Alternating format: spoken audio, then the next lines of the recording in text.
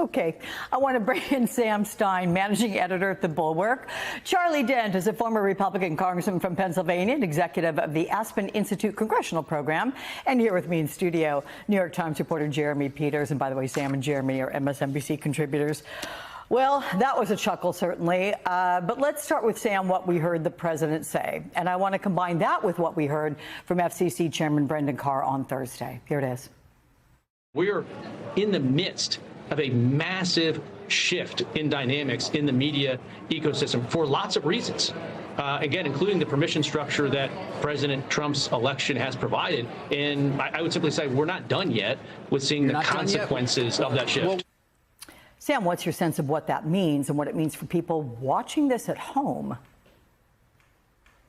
Well, what's happening here is that the administration is kind of taking or talking out of two sides of their mouth, right? On the one hand, Brendan Carr's out there saying, well, you know, this really wasn't an FCC sanctioned decision. It wasn't anything that we did. ABC and Disney decided that it was just not in their economic interest to run these Kimmel segments. And then the local providers also decided that they didn't want to carry them. And therefore, the market was working. And because, you know, they were responding to Donald Trump's victory, this is what happens. On the other hand, he's saying, well, we're not done yet. And we have other targets. And we're going to go after The View. And you have Donald Trump saying, well, you know, Jimmy Fallon and Seth Meyers are next. And they're boasting with gifs online about how great this all is and how this is the, realization of Project 2025. And so the truth of the matter is that you'd have to put your head in the sand if you didn't believe, if you wanted to not believe that this wasn't something that the administration was pushing for. They are trying to go after coverage, shows, programming that they think is inherently liberal. They are using the elements and the agencies of the state to go about and do it. And Brendan Carr is very much clear right there, saying we're not done yet. They're going to go after other programming. The question now is, will corporations like Disney and ABC succumb to the pressure? So far they have, although there are indications that they do want to bring Jimmy Kimmel back on. I have a question, too, but I'll leave it out there. I mean, is humor, is satire, is that inherently liberal, right? But you don't have to answer that one. What I do want you to answer is what you talked about on the Daily this morning with your New York Times colleagues. You talked about this being an inflection point. What do you mean? So this is, by the definition of inflection point, one exactly. It's what we're talking about here, Alex, is we could be where we're tipping into serious self-censorship. Now, government censorship, on the one hand, is scary enough and quite dangerous. Self-censorship is when the government doesn't have to tell you and you do it anyway. And that's kind of what we saw happen with ABC and Jimmy Kimmel. There was a veiled threat by the FCC commissioner, and within hours, ABC said, all right, we're not going to wait here and see what the repercussions might be, what the consequences for us and our licenses and our profits will be. We are going to yank Jimmy Kimmel. End of story. So the government didn't really have to tell them anything. And the concern is that if you take the totality of what we've seen over the last several months, the CBS News settlement with Trump, the ABC News settlement with Mr. Trump, pulling this Jimmy Kimmel show from the air, that is a pretty clear chain of events, and where it ends, where it goes next from here, should concern anybody who's in the business of speech for a living. So then, do you think, Jeremy, that if you are self-censoring, it gives critics of anyone who would consider governmental censorship to say, on behalf of the government, hey, we didn't do it. ABC did it on their own. That's exactly what the FCC chair is saying. That's exactly what Trump, I imagine, will say. And, you know, he's being clever with his language here, right? Because he's being, as he usually does, presenting these as hypotheticals and then backing away as if he didn't just throw a hand grenade into the situation, right? So this gives them plausible well, I wouldn't exactly call it plausible. It gives them what they think is deniability because what conservatives have been saying to defend the suspension of Jimmy Kimmel is it's really a distinction without a difference. They're saying, well, ABC is a private company. They decided that they wanted to get rid of Jimmy Kimmel. Trump didn't do anything, which is, of course, just denies the facts.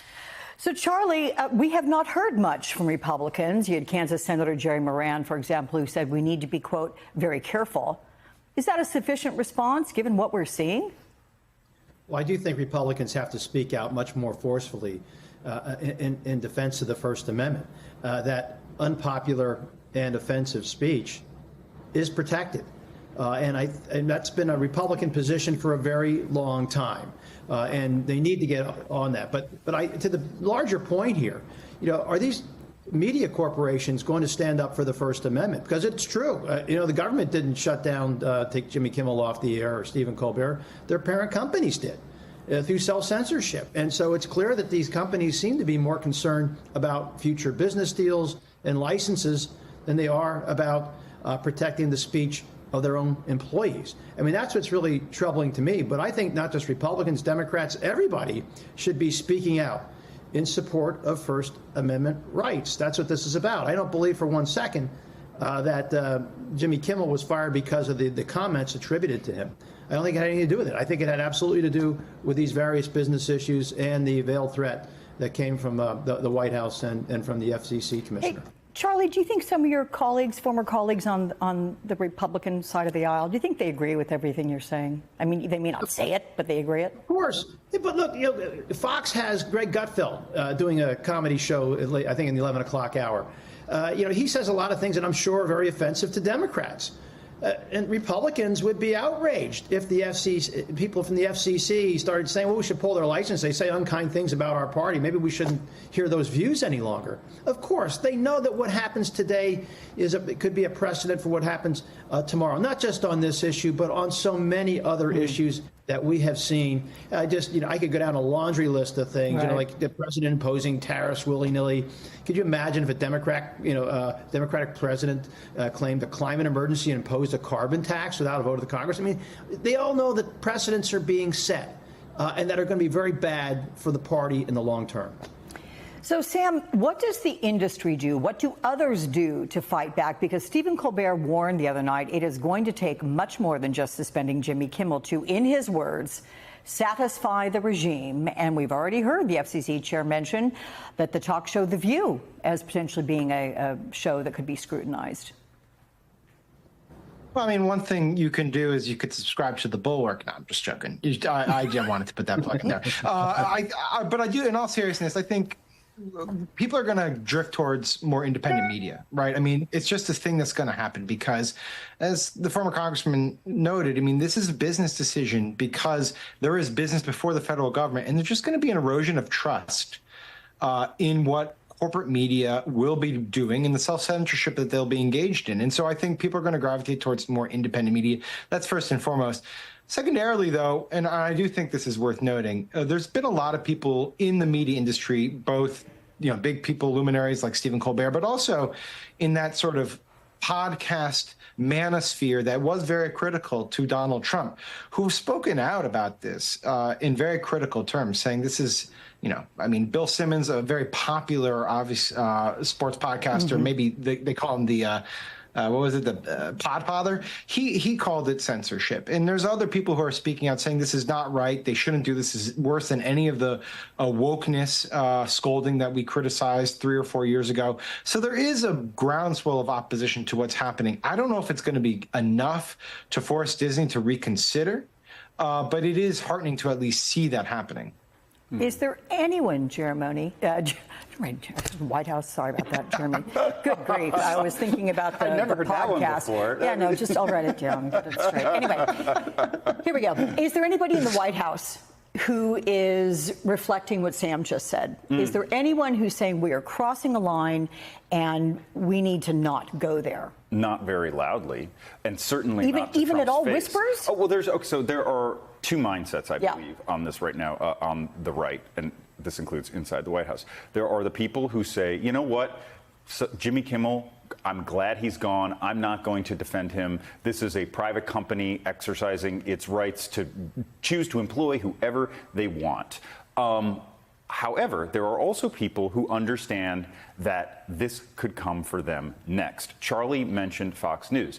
Fox News, although overwhelmingly pro-Trump, is not monolithically pro-Trump. And there have been voices on Fox News that have been very critical of the president in the past. What happens when one of those voices upsets President Trump in the future. Is he going to come for Fox next? I mean, he has indicated that he would do such a thing. I mean, he criticizes Fox sometimes. All the time. Yeah. I mean, it happens all the time, right? So this is a very slippery slope, and I think conservatives who may not be saying this very loudly at the moment are indeed quite anxious about the slope that this puts them on by choosing to go after not unconstitutional forms of expression, but forms of expression that this president doesn't happen to like. So, Charlie, the idea of suppressing or censoring speech that is unfavorable to the government system, I mean, look, it isn't new. We've seen it in other countries. It is happening in places like Hungary, North Korea, and Russia right now. Is it overstating it to say this administration is following a similar playbook? Well, I fear that they might be looking at the Hungarian playbook, which does frighten me, where the state seems to exercise much greater control over the media and they go to great lengths to silence opposing voices. But I have faith in the United States of America, and we have strong civil society organizations, and we have a very robust media presence throughout this country, as pointed out by Jeremy or Sam, that a lot of independent journalism out there. So I have confidence that dissenting voices, will still be heard here.